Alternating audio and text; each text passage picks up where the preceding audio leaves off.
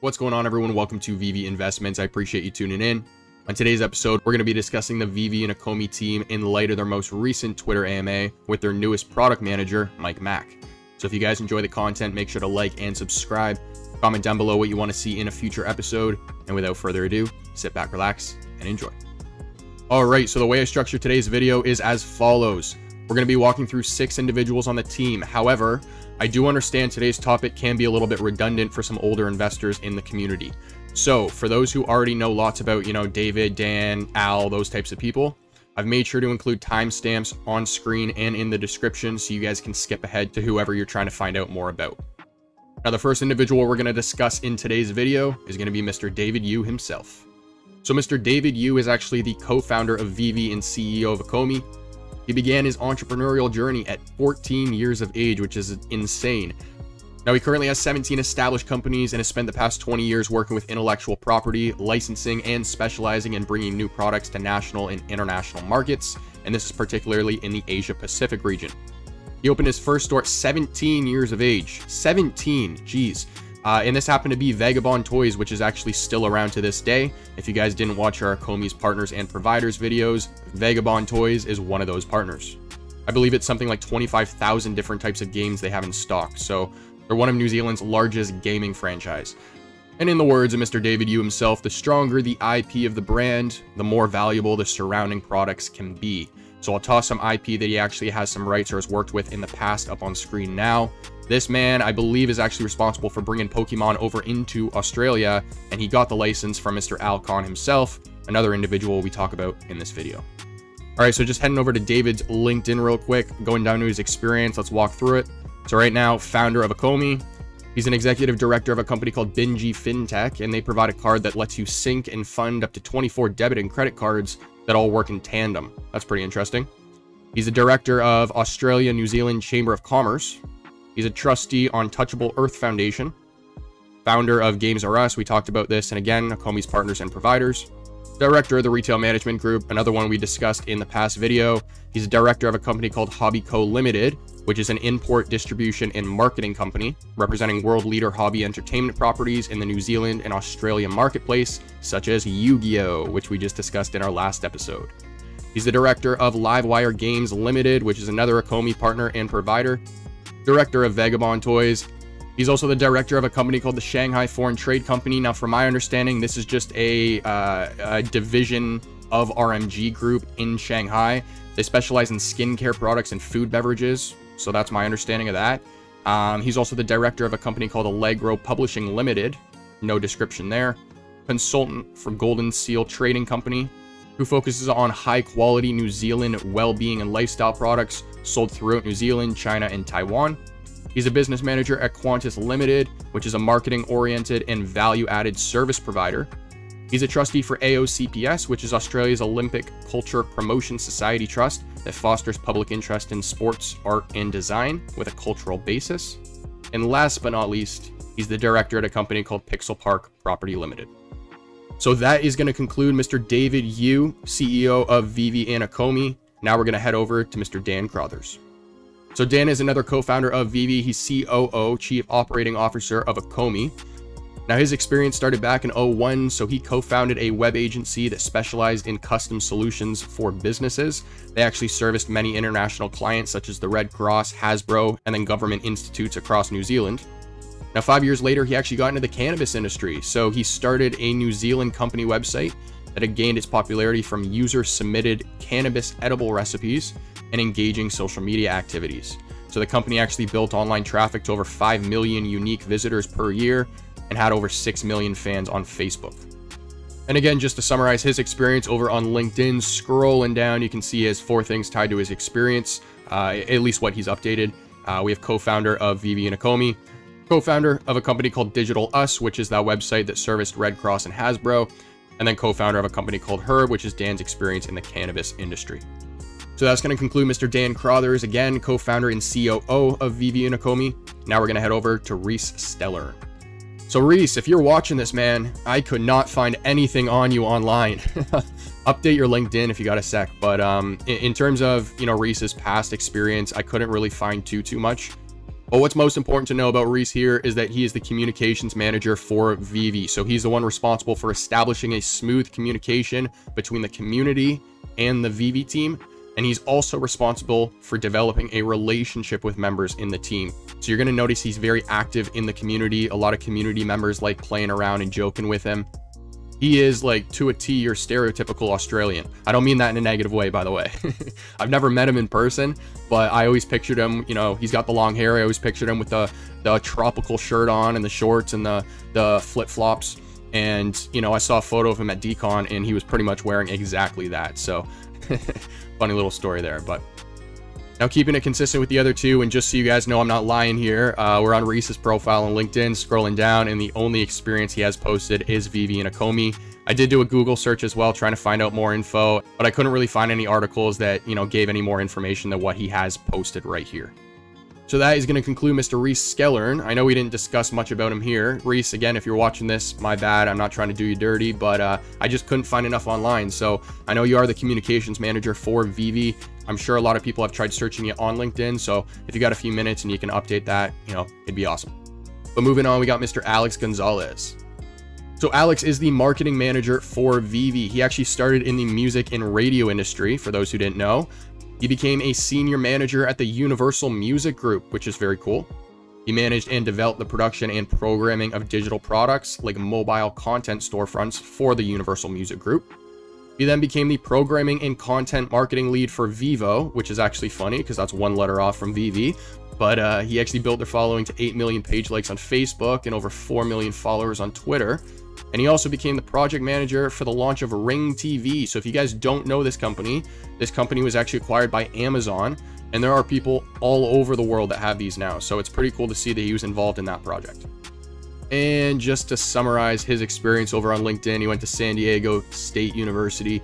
I am not your average entertainment marketing director. I like that, Alex. But scrolling down to his experience, most recent experience at Veve, of course, he did freelance work as a social manager for a company called MTO Agency. He was also an account and social media exec at Acura. He had a self-employed position as a digital consultant freelancer. So this to me implies that he was running his own company, and then it looks like he did work for all of these down here. So a company called Who's Up, Herbalife, Ring Amazon was the one that we discussed, and so on and so forth. He was at Vevo for 7 years as a program and content marketing lead.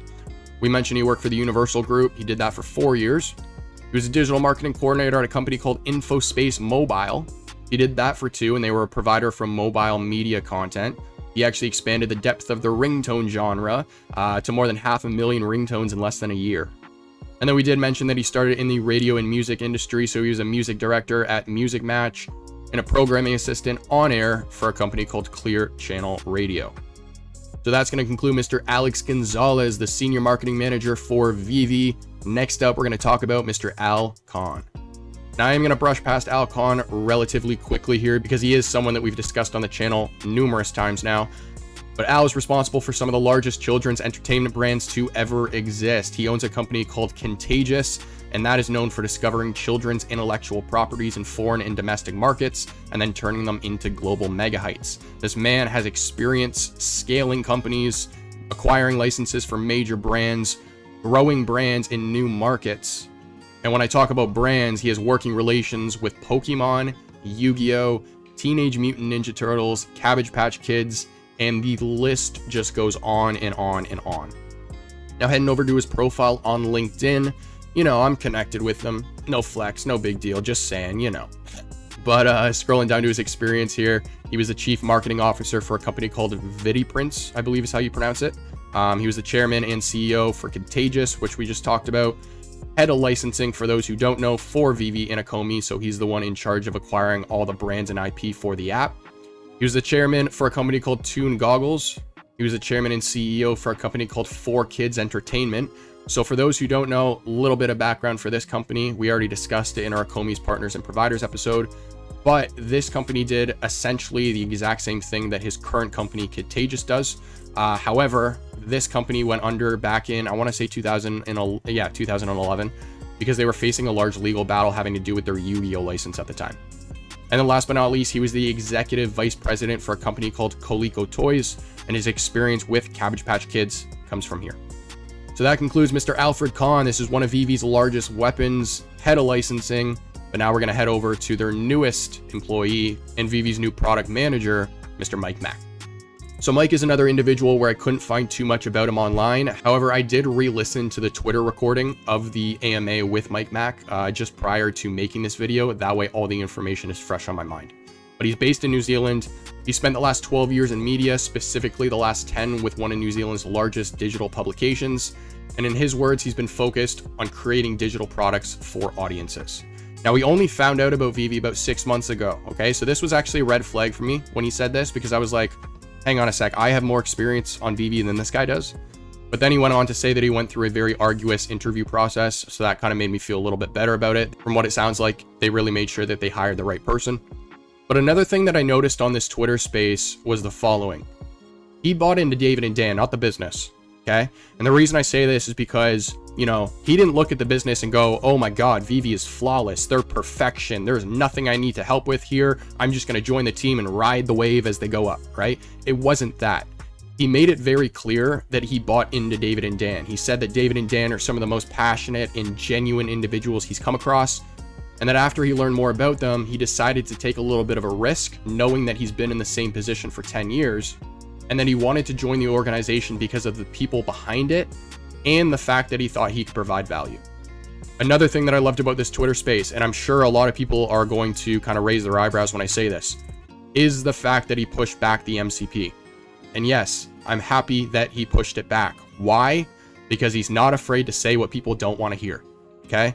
If he's an individual who comes onto this team and then notices that our community is so passionate that he's just going to get pushed around and bullied around, that is not what we want. But he came onto that Twitter space and he made an announcement that pissed a lot of people off, and I like that because he's not afraid to get his hands dirty and he clearly cares about the product. Now, I mentioned how passionate our community is, right? That's nothing new. Everybody watching this video probably knows that. But despite having the spotlight on him in front of this very passionate community, it doesn't seem like he's too under pressure. And that's a good thing in my eyes because, you know, the last thing that we want is for a new team member to come on board and then be overwhelmed by our community. He did mention in the Twitter space that he's noticed multiple things in the business that are completely normal to be happening, all right? But he did also mention in the same space that he's never seen a community like ours. So those are two positive things because first off, all the FUD that's being created by community members about XYZ, there's certain things that are happening in the back end of the business that should be happening at this stage, all right? When we first had the initial influx of users on the Veve platform, the team was small, okay? And they've said it time and time again that they didn't expect the demand. So now we have an individual like Mike Mak who comes in on the team to kind of help smooth this process out. And he said, again, just to reiterate here, that he's noticed multiple things that are completely normal to be happening. It's just going to take a little bit of time. First, I got to prioritize the issues, and then next, I got to fix them, right? And speaking of that, the consumer advisory panel, which was announced during the community update video, I found out in this Twitter space that Mr. Mike Mak is the man responsible for creating this consumer advisory panel. He was the one that recommended it. So that's a huge green flag to me because one of the first steps that Mike took when he came onto this team was recommending a system to gather feedback directly from the community. I mean, we even had Frank Kozik on the call, right? One of the artists and licensors on Veve. He came up to speak and he ended his time speaking by setting up a meeting with Mike to discuss specific issues that he sees on the platform as a licensor. So that's huge. Now, I couldn't seem to find his profile over on LinkedIn, but I did make sure to include the link for the recording over on Twitter in the description of this video. So that's going to conclude all the individuals we discuss in today's video, guys. What you guys are looking at on screen is kind of just breaking down the structure of Veve. So of course, you're going to have David and Dan being the co-founders of the platform up at the top. Underneath them, we're going to have the 4 other individuals we discussed. We're going to have Mike, we're going to have Rhys, we're going to have Al and Alex. And then I'm just making an assumption here, but I'm assuming that each one of those 4 individuals, Mike, Rhys, Al, and Alex, all have a team underneath them to kind of help them with what they need to do. And then of course, those 4 relay the progress up to David and Dan. All right, guys, so that is going to conclude episode 33 of Veve Investments. Each member of the team that we discussed today, in my opinion, are the 6 key members that you need to know if you are invested in the project. We talked about David, Dan, Rhys, Al, Alex, and Mr. Mike Mak. If you guys enjoy the content, make sure to like and subscribe. Comment down below what you want to see in a future episode. And as for our next one, I'll catch you then.